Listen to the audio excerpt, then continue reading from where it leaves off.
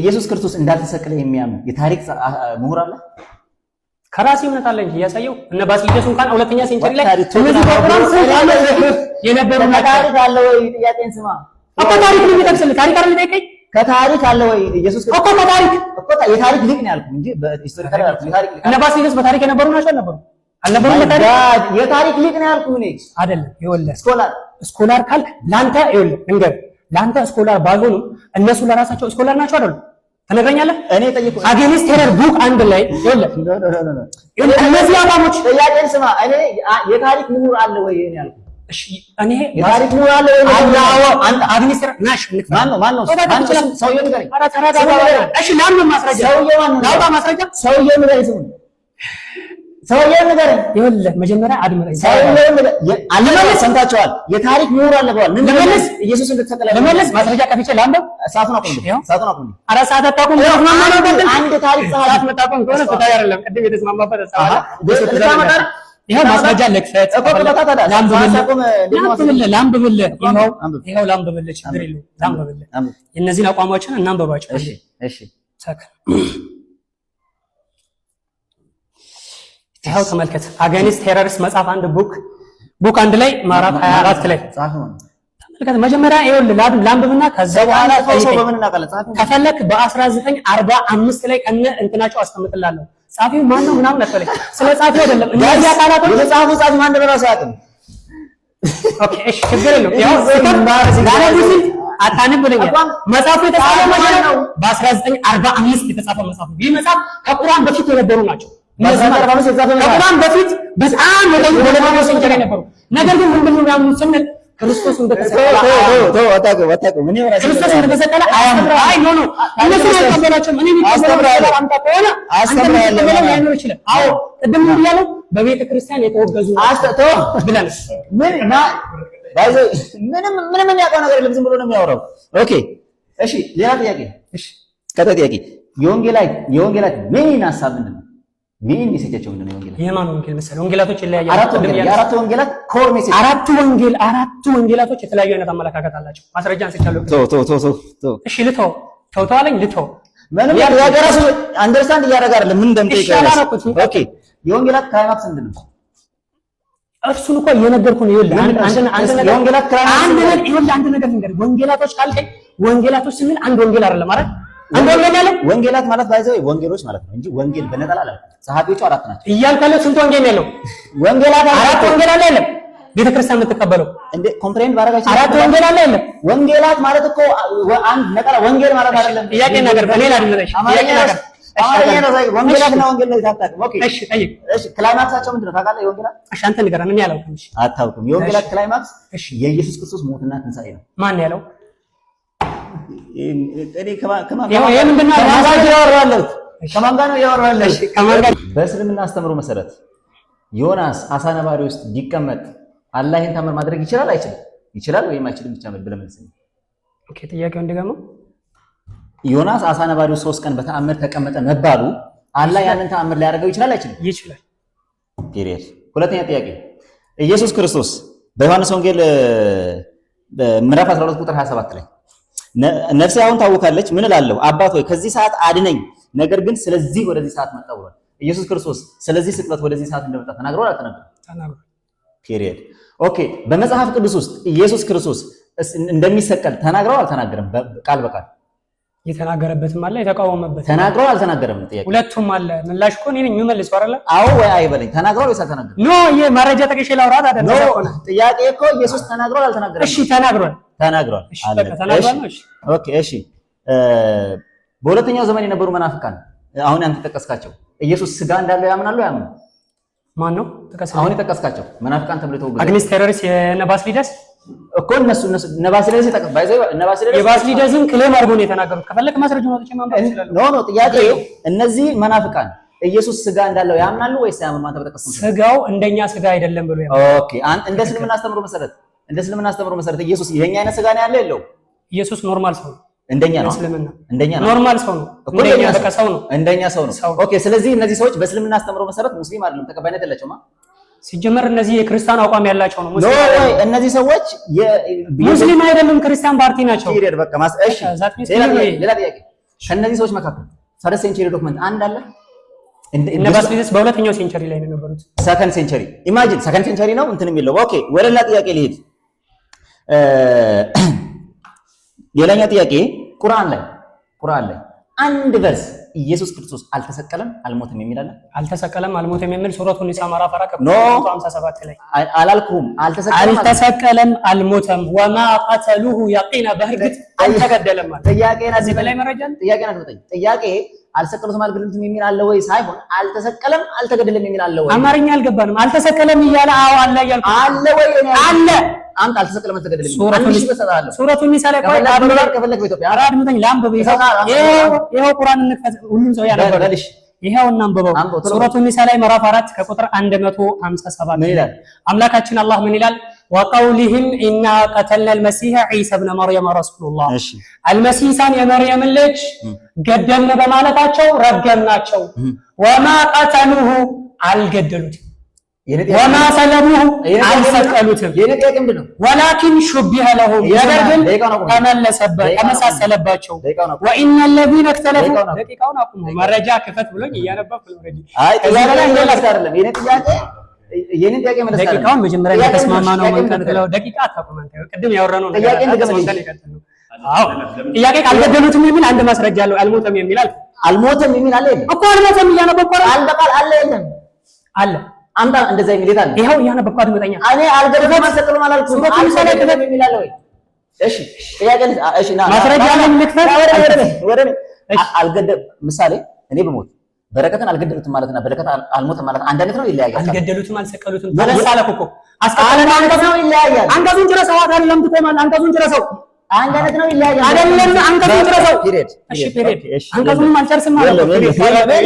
አንድ ጥቅስ የለም አልተሰቀለም አልተገደለም። እሺ ችግር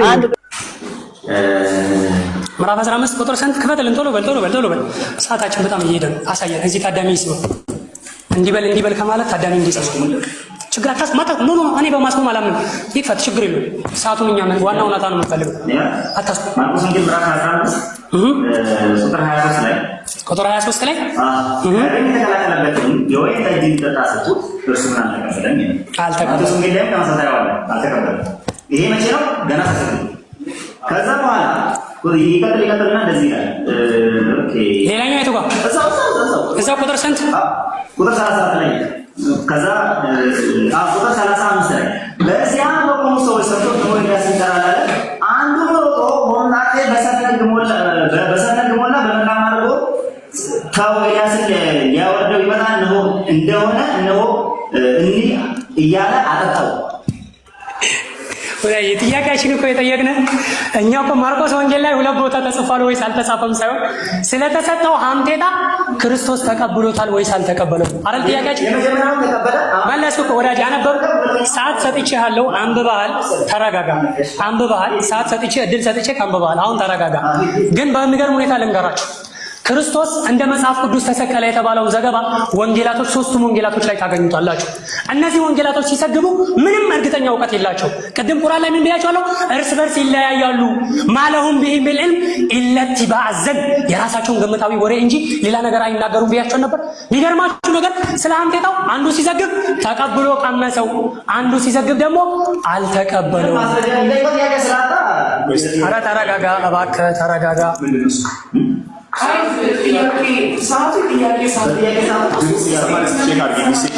መሀል ላይ እንዳትገቡ እባካችሁ። በዚህ በኩል እስካሁን በእኔ በኩል ምንም ድምፅ አልመጣም። ከዚህ በኩል ግን ጉርጉርታ ችግር እየተሰማ ነው። መናገር እኮ ይችላሉ። እኛ ቅድም እንደፈለገ ሲያወራ ዝም ብለናል።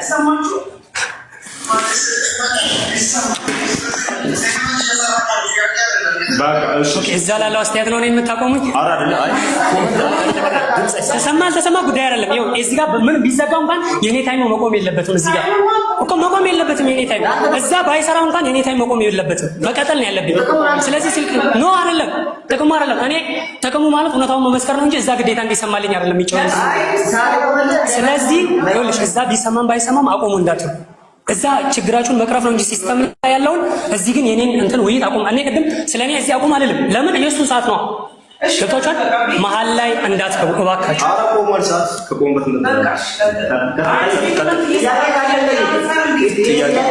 እኔ እየጠየቅኩ ነው፣ ምላሽም ሰዓት እየሰጠሁት ነው። ይኸውላችሁ ዝም ብላችሁ ጥያቄ ካለ ጠይቁ እኮ እኔ 4-5 ጥያቄ ጠይቃለሁ እስካሁን። እኔ ጥያቄ ካለ ጠይቅ የሚለው ነገር አይገባኝ። እሺ ወደ ጥያቄ እንቀጥል። ኧረ እባክህ አድምጠኝ። ይኸው ጥያቄ ላቅርብ። ሁለተኛ ቅድም በሪ ምን ብለህ ስታወራ ነበር ለዚህ ለታዳሚ? እስኪ ሚውት አድርጉ። እያንዳንዱ ነገር ስናወራ በወሬ ሳይሆን በማስረጃ እያንዳንዱ ነገር ማስረጃ የሚለው ነገር እኔ ብቻ አውራ ቢመጣ ግድግዳ ቢመጣ እውነት ከሌለ ኩናታለ አንድ ነገር ሳወራችሁ ስቅለት በመጀመሪያ ለማሰብ ይህን ነገር አውራችሁ ጠይቃችሁ ካላችሁ ወደ ማስረጃ ተመባላችሁ የሰው ልጅ ስቅለት ለምንድን ነው የሚቀበለው? በስቅለት ለምን ማመን አለበት? ክርስቲያኖች ይህን ጥያቄ ስንጠይቃቸው በስቅለት ለምንድን ነው ማታመኑ ሲሉ ስቅለት ምንድን ነው ብለን ስንጠይቃቸው ስቅለት የመጀመሪያው አዳም የሚባቸው ኃጢአት ሰርቷል። ለዚህ ኃጢአት ደግሞ ንጹህ ደም የሚከፈል ወይም ደግሞ ንጹህ ደም ስላልተገኘ ከአምላክ ዘንድ እግዚአብሔር ከልጅ ልጅ ሰው ልጅ ያድናል ብሎ ቃል ኪዳን ስለገባለት በመጨረሻው ዘመን ልጁን ልኮ ደሙን አፍስሶ አንድያ ልጁ ከዚህ ኃጢአት አዳነን ይላል። በደንብ ልብ ብላችሁ ስሙ። ወደ ማረጃ ከመግባት በፊት ስለ ኃጢአት ማንነት ማስረዳት። ይህ ኃጢአት አንድ የሰው ልጅ ኃጢአት ሲሰራው በነዛ ምርጫ ነው የሚሰራው ወይስ ሮቦት ተገድሎ የሚሰራው? ጥያቄ ሁላችሁም እንደምታውቁት የሰው ልጅ ነፃ ምርጫ ፈቃድ አለው። ኃጢአትን ሲሰራ ያለ ነፃ ምርጫ ፈቃድ ኃጢአት ሊሰራ ነገር የለም። አንድ ሰው ተገድሎ በሰራው ኃጢአት አይጠየቅም። ግን በነፃ ምርጫ በሰራው ኃጢአት ላይ አምላክ ዘንድ ይጠየቃል። ለምሳሌ የኔ አባት ኃጢአት ሲሰራ አምላክ ዘንድ የሚጠየቀው እኔ ነኝ? አባት ነው የሚጠየቀው? አባት ነው የሚጠየቀው። እኔ በፍጹም ማለት ነው። እኔ አራሴ ብቻ ኃጢአት ከሰለው የሚሰራ ከፈለጉ የሚተው ነፃ ምርጫ ያለን ሰው ነኝ እንጂ አባቴ በሰራው ኃጢአት እኔ የሚጠየቅበት ነገር የለም። ታዲያ አዳም በሰራው ኃጢአት ክርስቶስ ተሰቀለላችሁ ስትሉ አዳም ኃጢአት ሲሰራ እኛ ከአዳም ጋር አብረን ሰርተናል ነበር ስንላቸው ኖ የሰው ልጅ ሲሆናችሁ አዳም በሰራው ኃጢአት ትጠየቃለች። ምን ማለት ነው? ነቢያቶች በዚህ ነገር ያምናሉ ብለን ስንጠይቃቸው አይ አዳም በሰራው ኃጢአት በብሉይ ኪዳን ዘመን ሁሉም ሰዎች ኃጢአተኛ ነበሩ። ማን? ክርስቶስ መጥቶ እስኪሰቀል ድረስ ይላል። እኛ ደግሞ ይሄ በራሱ አስተሳሰቡ ስህተት ነው። ስህተት ነው ስትሉ ማስረጃ አላችሁ? አዋል ባይብልና መጽሐፍ ቅዱስ ቁርአንና መጽሐፍ ቅዱስ ከፍተን ላሳያችሁ። ሁላችሁ ጥቅስ መያዝ ከፈለጋችሁ ማስረጃ መያዝ ከፈለጋችሁ ማስታወሻ ይሁን። ወደ ኃጢአት እንዴት መጣ የሚለው ነገር ነቢያቶች እንዴት እንደተቃወሙ ተመልከቱ። መጀመሪያ በቁርአን ላይ አምላካችን አላህ መን ኢህተዳ ፈኢነማ የህተዲ ሊነፍሲ አንድ ነፍስ ብትመራ መልካም ነገር ብትሰራ ለራሷ ነው። ወመን ደለ ፈኢነማ የድሉ ዐለይሃ ብትጠፍ ወንጀል ራሱ ብትሰራ ለራሷ እንጂ ለማንም አይደለም። ወላ ተዚሩ ዋዚረቱ ዊዝረ ኡኽራ ያኛው አንዱ በሰራው ኃጢአት ሌላው በጭራሽ አምላክ ዘንድ አይጠየቅም። ወላ ዩሰሉና እንደው ነቢያት ሊቀርባታውን እስካላስረዳን ድረስ በዛ ኃጢአት ላይ የሚጠይቃቸው አይደሉም ማለት ነው። ታዲያ አዳም በሰራው ኃጢአት እንዴት አምላክ የሚያገኛል? ክርስቶስ ስለሚሰቀል ክርስቶስ ብዙ ነው አይደለም? ክርስቶስ ብዙ ነው ኃጢአት የለበትም። እንደ ክርስትናም እንደ እስልምናም ክርስቶስ ብዙ ኃጢአት የሌለበት ሰው። ይህ ሰው ተሰቀለ ስትሉ በምን ወንጀል ነው የተሰቀለው? ወንጀል ሰማ አይደለም። ለማን አዳም ኃጢአት ተሰቀለ? አምላክ ፍትሐዊ ዳኛ ነው አይደለም? ፍትሐዊ ዳኛ ነው። ታዲያ ፍትሐዊ ዳኛ ከሆነ አዳም በሰራው ኃጢአት አዳም ላይ ይሰቅል? ለምን ነው ክርስቶስ ንጹህ ለሚሰቅለው? አምላክ አንዱ በሰራው አንዱ ሰው ሆኖ እኛ የሚያድነን? እሺ ኦኬ፣ እሱ የሚቀር ይሄንን እንኳን ማሰብ ካቃተን አምላክ በሰራው ኃጢአት እኛን መያዝ ካቃተው አዳም በሰራው ኃጢአት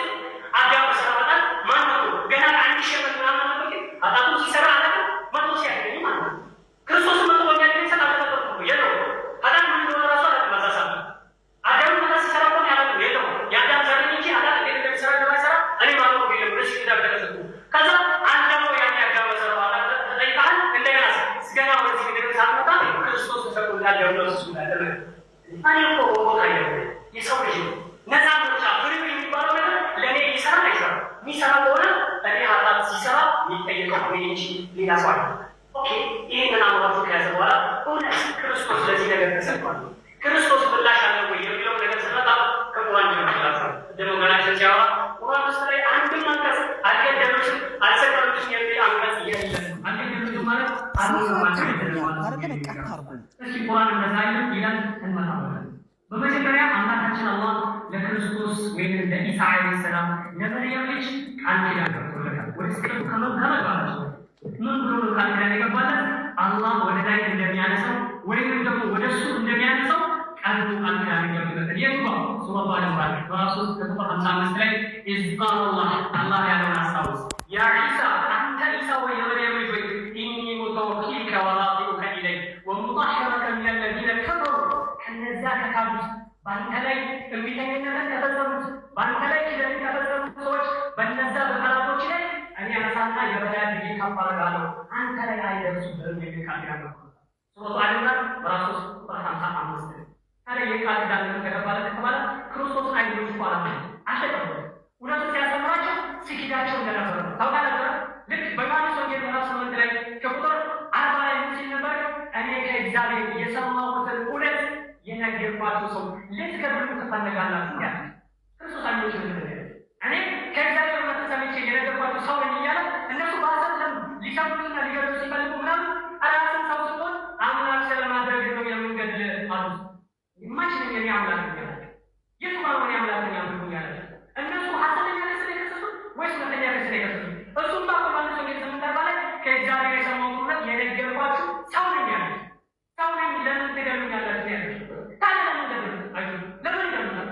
ያንን ስል ክርስቶስ ራሱ መጀመሪያ ሊሰቀል ገደጠው ለአይሁዶች ሐሰተኛ ክስ ከሰሱት እንጂ ከነዚህ ደግሞ ከውሸታሞቹ አምላካችን አላህ ወሙጠሂሩከ ኢለይ አነሳህ ብሎ ቃል ይናገራል።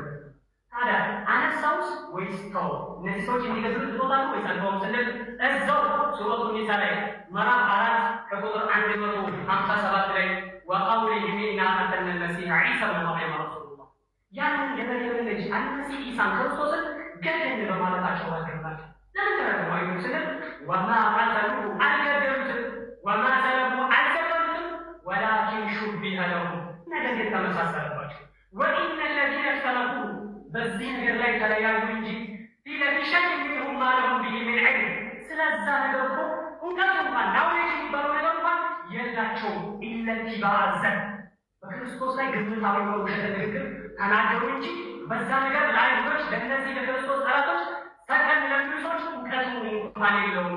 ወማ ቀተሉሁ የቂና በእርግጥ ግን አልገደሉትም ማለት ታዲያ ሄደ ክርስቶስ ካልገደሉት ካልሰቀሉት እነዚህ ሰዎች ውሸታቸውን የሚናገሩ ከሆነ ግምታዊ ንግግራቸውን የሚናገሩ ከሆነ ምን ሆኗል ናቸው? አምላካችን ነው በል ረፈዐሁ ላሁ ኢለይህ ወካነ ላሁ ዐዚዘን ሐኪማ ጥበበኛና ኃያሉ ጌታ ሁሉን ማድረግ የሚችል ጌታ ኩን ፈየኩን በሚለው ቃሉ የፈለገውን ነገር የሚፈጽመው ጌታ ወደ ላይ አንስቼዋለሁ። እነሱ አልገደሉትም ማለት አዎ አምላካችን አላህ በነቢያቶች ላይ ድንበር በሚያልፉ ሰዎች ያድናቸው ይጠብቃቸው። ይሄ በመጽሐፍ ቅዱስ ማለት መጣለ አምላካችን አላህ ክርስቶስን ብቻ ሰውን ያዳነው ነቢዩላህ አብርሃምን የመጀመሪያው የታውቂን አባት ተብሎ የሚጠራው አብርሃምን ራሱ ልክ እንደዚህ ሰዎች ተቃውመው በምን በይስሐቅ ላይ ታውቁ ምን ያናው አንቺ ይስሐቅ ወይ ኩኒ በርደ ወሰላመን ዐላ ኢብራሂም በኢብራሂም ላይ አንቺ ይስሐቅ ወይ ቀዝቀዝ በይላል እሳት አቃጠል ብሎ እሳት ላይ ሲከቱ እሳት እንዳያቃጠል ይሄ ጥሩ ማለት የኃያሉ አምላካችን አላህ ነው። ስለዚህ ኢሳ ላይ ሰላም እንደነበሩት አልገደሉትም፣ አልሰቀሉትም። ምክንያቱም አንደኛ እነሱ የካዱ ሰዎች ናቸው። አምላካችን አላህ እሱን ከነዚህ ከቁርቁረኞች ከሸረኞች ቀድሜ እጠብቅሃለሁ ብሎ ቃል ኪዳን ገብቶለት ነበር። ይሄ ነገር ከዛ በኋላ መራጃ ላይ ሱረቱ ማኢዳ ምዕራፍ 5 ከቁጥር 150 ላይ ኢዝ ቃለ አላህ ባለ ጊዜ ያስታውስ ያ ዒሳ ብነ መርየም አንተ የመርየም ልጅ ወይ ያ ዒሳ ብነ መርየም እዝኩር ኒዕመቲ አለቲ ዐለይክ በአንተ ላይ የዋልኩልህን ውለታ አስታውስ። ምን ውለታ ነበር የዋልኩልህ? እንደተጠበቀው ሰዎች ሊገድሉ ሲፈልጉ ከነዛ ከጠላቶች ነፃ ባወጣሁ ጊዜ ያንን ውለታዬን አስታውስ።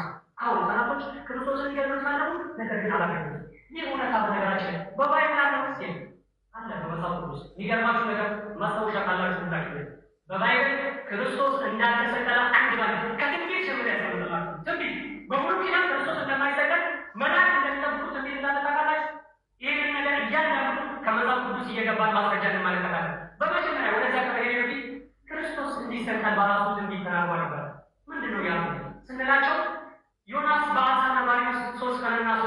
ስለቆየ የሰው ልጅ በምድር ውስጥ ላይ 3 ቀንና 3 ሌሊት ይቆያል ብለዋል። የትንቢቱ ነው ታምበላላችሁ። ኦኬ እንደዛ ከሆነ ዮናስ በአሳ ነባሪ 3 ቀንና 3 ሌሊት ማች ነው ወይ? በሚገርማችሁ ሁኔታ ትንቢቱ እዚህ ጋር ስለተነገረ ታላላችሁ። ዮናስ በአሳ ነባሪ ውስጥ 3 ቀንና 3 ሌሊት ቆይቷል ካለ ዮናስ አሳ ነባሪ ውስጥ ሆኖ የገባው ማች ነው ታላላችሁ። አንዱ ሰዓቱ የሚነገር ገጽታ እንዳለ እኔ ሻለሁ በመጽሐፍ ቅዱስ ያው እዚህ ሸክላ ታላላችሁ። ዮናስ በአሳ ነባሪ ውስጥ ምን ቀን የገባው ምን ሰዓት ነው? ከአሳ ነባሪ ውስጥ የገባው የትኛው ሰዓት ላይ ነው? ከአሳ ነባሪ ውስጥ የወጣው ስንት ሰዓት ላይ ነው? ይሄ አንድ በታሪክ ነው ማሳያ ነው። እዚህ ጋር ሁላችሁ ጭንቅላት አለ። የሰው ልጅ እንኳን በአሳ ነባሪ ውስጥ 3 ቀን ቀርቶ 1 ቀን ማለት ኦክሲጅን የሚባል ነገር ያስገባል። ሳይንቲስቶች በዚህ ነገር ጥናት አድርገው ማወቅ አለባቸው። መጨረሻ ላይ ምን ተደረገ?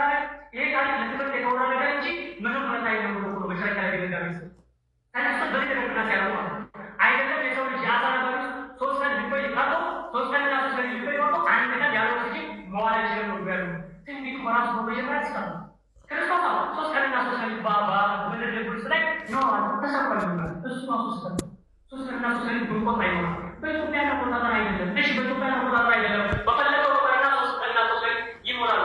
ይሄ ትንቢት ከዮናስ ትንቢት ጋር አንድ ነው ስንላቸው ትንቢቱ በራሱ ዮናስ በአሳ ነባሪ ውስጥ መቼ እንደገባ መቼ እንደወጣ 3 ቀንና 3 ቀን ይሞላል አይሞላም ገና ሌላ ነገር የለም። አንድ ክርስቲያን ስለዚህ ነገር ማስረጃ መሰረት ከሆነ ወላሂ እኔ ማወቅ ስለሚፈልግ ሽልማት አለ። ምክንያቱም እሱ በራሱ ትንቢቱ 3 ቀንና 3 ቀን አይደለም በድግል ውስጥ ላይ ይበል 1 ቀን አሳ ነባሪ ውስጥ ላይ እንደቆየ ማስረጃ ትንቢቱ ከእሱ ጋር ስለያያዝ ለምን ከቆራጡ ይህንን እሱ እንደሚሰቀል ከማን ጋር ያይዛል? ከዮናስ ትንቢት ጋር ስለያያዝ። ኦኬ ያ ከሆነ ክርስቶስ በሙሉ ኪዳን እንደማይሰቀል ትንቢት ተነግሮለታል ወይስ አልተነገረለትም? እስኪ ወደ መዝሙረ ዳዊት ምዕራፍ 91 ጀምረን ከቁጥር 14-15 ያለው አንድ የዚህ ወደ መዝሙረ ዳዊት ገብተን እንገባለን። መዝሙር በዳዊት ላይ እኔ ነገር ታገኛላችሁ። ምዕራፍ 91 ከቁጥር 10 ላይ ክፉ ነገርን ወደ አንተ አይደለም መቅሰፍትም ወደ አንተ ቤት አይገባም በመንገድ ላይ ይጠብቁ ዘንዳ መላእክቱ ስላንተ ያዝላቸዋል። ማንም በመንገዱ ሁላ መላእክቱ ቢጠብቁት ክፉ ነገር እንዳይነው አይደለም ሊሰቀል እኔን አይደለም ላሰራሁት አካል ሊያገኝታቶ ክፉ ነገር አይነካም ብሎ ትንቢት በመዝሙረ ዳዊት ላይ ለክርስቶስ ተቀምጧል። ይህን ትንቢት ለክርስቶስ ነው ብላችሁ ታምናችሁ? ክርስቶስን ክፉ ነገር መጥቶታል አልነካው።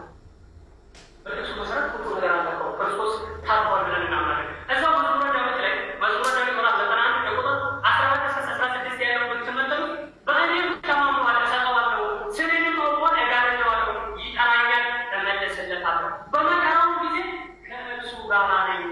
ይህ ከእርሱ ጋር እሆናለሁ፣ አድነዋለሁ፣ አከብረዋለሁ። ማን አድነዋለሁ? እግዚአብሔር ክርስቶስ እግዚአብሔር አድነዋለሁ እያለ ነው አልዳነም። እነዚያ የሱ ጠላቶች ሰብሮታሉ ዳንታናት ሲጤት ክርስቶስን አድኖታል አላለም። የሚገርመው ነገር ይህ ጥቅስ ማቴዎስ ወንጌል ላይ ምዕራፍ 6 ላይ መላእክቱ ስላንተ ያዙልሃል፣ ነገርን በድንጋይ ቀጥቅጦ እንዳትሰናከል በእጆች ያነሱሃል ተብሎ ተጽፎአልና የእግዚአብሔር ልጅ ወደ ታች ራስን ወርውር አለ። ስለዚህ ማቴዎስ ወንጌል ራሱ ይህንን የመዝሙረ ዳዊትን ጥቅስ ምን ያደርጎታል? ቀጥታ ቆጠርቦ በአደባባይ ይህ ነገር ለክርስቶስ ሆኗል ተናግሯል። ክርስቶስ ይሄ ነገር ክፉ ነገር እንዳይነካው በመዝሙረ ዳዊት ትንቢቱ ከተነገረለት ክርስቶስ ክፉ ነገር ተሰራ ነው የሚመልሳል የለም። ታዲያ ክርስቶስ ለእነዚህ ለጠላቶቹ ምን ብሏቸው ነበር? እንደሚታወቀው እነዚያ የሱ ጠላቶች ሎሌዎችን ሆነ ሊገጡ ሎሌዎችን ሲልኩ አይ ክርስቶስ የተናገረው ነገር ግዛል ምን አለ? ትፈልጉኛላችሁ አታገኙኝም፣ እኔ ወዳለሁበትም እናንተ ልትመጡ አትችሉም አላቸው። ክርስቶስ እኮ እነዛ ጠላቶች ገና ሊገጡ ሎሌዎችን ሲልኩ ምንድን ነው? ትፈልጉኛላችሁ አታገኙኝም። ክርስቶስ በደዋሉ በዶቃሉ ይሳገድም ክርስቶስ አታገኙኝም አላቸው። እነዛ ሎሌዎች ልጅ በመጡሰት እኔ ወዳለሁበት ልትመጡ እናንተ አትችሉም አላቸው። ክርስቶስ ሞት ወይስ ክርስቶስ ምክንያት አካደሚ ብሎ የተናገረው እኔ ሳሉ ክርስቶስ አልሞትም እኔ ወዳለሁበት እናንተ ልትመጡ አካደሚ ብሎ ከተናገራቸው ክርስቶስ ታዲያ እንዴት ነው ሞተ ብለን እኛ የምንቀበለው? ሁለተኛ ክርስቶስ እንዳልሞተ ወደ እግዚአብሔር ሞትን ሳይመለከቱ ጸሎት ነበሩ። ወደ ዕብራውያን ሰዎች ምዕራፍ 5 ከቁጥር 7 ላይ እርሱም በሥጋ ወራት ከሞት ሊያድነን ወደሚችል ከታላቅ በጎቿና እንባ ጋር ጸሎትንና ምልጃን አቀረበ፣ እግዚአብሔርን ስለመፍራቱ ተሰማለት። ክርስቶስ አልሞትም ብሎ ጸሎት አድርጎ ጸሎቱ ተሰምቶለታል ወይስ አልተሰማለትም? ጸሎቱ እዛው ተሰማለት። ኦኬ ክርስቶስ አልሞተም ማለት ጸሎቱ ተሰማለት። ክርስቲያኖች ሞቷል ይሉናል። ይሄ ጸሎት ተሰምቷል አልተሰማም? ወደዚህ ከሞት ወደሚያችለው ጋር ወደ አብ ጸሎት አድርጓል። ማን ክርስቶስ ጸሎት አድርጎ ባለበት ሰዓት ላይ እግዚአብሔርን ስለመፍራቱ ተሰማለታል። ማንን ስለመፍራቱ? እግዚአብሔር። ክርስቶስ እግዚአብሔርን ስለሚፈራ ያ ጸሎት ተሰማለት። ክርስቶስ ለምንድን ነው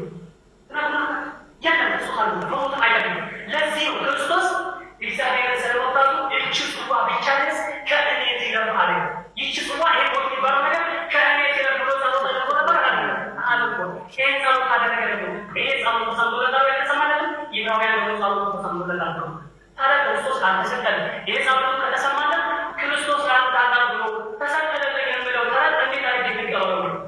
መሞት አልፈልግም ብሎ ጸሎት እያደረገልኝ መሞት አልፈልግም ብሎ ጸሎት እያደረገ ያ ጸሎት ተሰምቶለት ከሆነ እንዴት ለእኛ ሞተለት ተብሎ ይታመናል? ሌላው ወደ ክርስቶስ ኦልሬዲ በወንጌላቶች ውስጥ ላይ ተሰቀለ ተብሎ በተነገሩት ወንጌላቶች ላይ ያለው የክርስቶስ ልዩነት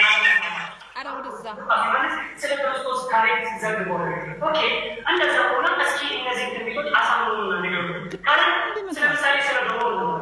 ኦልሬዲ ክርስቶስ ተሰቀለ በተባለ ሰዓት ላይ በፊት ለፊቱ በጴጥሮስ ለኪዶ ተጠበቀበት ሰዓት ላይ የጮኸ ዶሮ ነበር። ይሄ ዶሮ እንዴት ነው ሁለት ጊዜ የጮኸው ወይ ሶስት ጊዜ የጮኸው ብለን ወንጌላቶችን ስንጠይቃቸው የስለዚህ ልዩነት አለ። እስኪ ወደዛ እንመለስና ስለዚህ ጉዳይ የተወሰነ ነገር ነው መንገድ ማራጃ ደርስላችኋለሁ። በማቴዎስ ወንጌል ምዕራፍ 26 ከቁጥር 34 ላይ ኢየሱስም እውነት እልሃለሁ በዚህች ሌሊት ዶሮ ሳይጮህ 3 ጊዜ ትክደኛለህ አለው። ላለው ስንት ጊዜ ነበር የሚክድ የነበረው? 3 ጊዜ ዶሮ ሳይጮህ 3 ጊዜ ትክደኛለህ አለው። ማን ያለው? ማቴዎስ። 3 ጊዜ ትክደኛለህ ያለው ዶሮ ሳይጮህ ያለው። ሌላው ደግሞ እዛው ላይ ማቴዎስ ምዕራፍ 26 ቁጥር 75 ላይ ጴጥሮስም ዶሮ ሳይጮህ 3 ጊዜ ትክደኛለህ ያለው የኢየሱስ ቃል ትዝ አለው።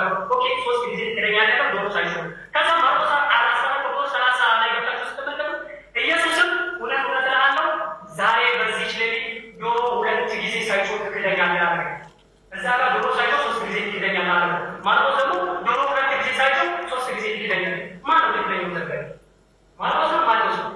ኦልሬዲ ክርስቶስ ተሰቀለ ተብሎ ካመነ የማን ተቀበለው? ተከለ ነው። ዶሮ 2 ጊዜ ሳይጮህ ትክደኛለህ ነው ወይስ ዶሮ ሳይጮህ 3 ጊዜ ትክደኛለህ? ወንጌላቶች ራሱ ስለዚህ ነገር ወንጌል የላቸውም። ለዚህ ነው ቁርአን ላይ የሚያመጡ ማለት ቢሊሚድር ኢለት ባዘን ግብታዊ ነገር እንጂ ነና ማስረጃ የላቸውም ያለው ቁርአን። ስለዚህ እነዚህ ዶሮ ስንት ጊዜ እንደጮኸ ራሱ ማስረጃ የለውም። ሁለተኛው ስትመጡ ይሄ ከዶሮ አንሰታችሁ ስትመጡ በመጽሐፍ ቅዱስ ላይ በተጠቀሰው ስለ ስቅለቱ ሰዓት ስትመለከቱ የስቅለቱ ሰዓት አንድ ቦታ ላይ ሲጠቀስ 3 ሰዓት ይላል፣ አንድ ቦታ ላይ ሲጠቀስ 9 ሰዓት ነው። የትኛው ሰዓት ላይ ክርስቶስ የተሰቀለው? 6 ሰዓት ላይ የተሰቀለው? 3 ሰዓት ላይ የተሰቀለው? 9 ሰዓት ላይ የተሰቀለው? ስለዚህ ነገር ስለ ስቅለቱ ራሱ ወንጌላቶች ትክክለኛ እውቀት የላቸውም። ለምን? እነዚህ በአዘር ቁርአን ለዚህ ነው ግብታዊ ንግግር እንጂ ማስረጃ የላቸውም። ስለዚህ ነገር ብሎ ቁርአን አንደኛ ነገር ያደርጋል። በዚህ ነገር ላይ ምንም አይነት እውቀት ለእነሱ በጭራሽ የላቸውም። ክርስቶስ ደግሞ ምንድን ነው ስንል ከዚህ ቦታ የሚባለው ነገር እሱ ፈልገው ሰው መድኃኒት ይፈልግ ነበረ። በዮሐንስ ወንጌል ምዕራፍ 12 ቁጥር 27 ላይ አሁንስ ነፍሴ ታወከች፣ ምንስ እላለሁ አባት ሆይ ከዚህ ሰዓት አድነኝ። ክርስቶስ እኮ ነው ላይ ከዚህ ሰዓት አድነኝ እያለ እየለመነ የነበረ ሰው አይደለም። ሊሞት ወደዚህ ምድር ይጣበውና አራሱ ሞት የማይፈልግ ሰው። ለዚህ ነው አምላኩ አባት ሆይ ከዚህ ሰዓት አድነኝ እያለ ለመና ስለነበረ አድነኝ ብሎ ካለመነ ክርስቶስ መድኃኒት ይፈልጋል።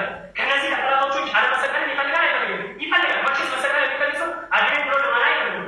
እኔ አላማ መቼ መሰቀል ሆነ እንዴት አምላክ ተገኘ አድነኝ ብዬ የሚለምነው ለምን ነው የመጣው? ወጣው መሰቀልና መሞት ነው የመጣው። ተራማ ክርስቶስ ምንድነው? ለመሰቀል ነው ይላል። ለመሰቀል ነው አድነኝ ብሎ ለምን ዋሽ?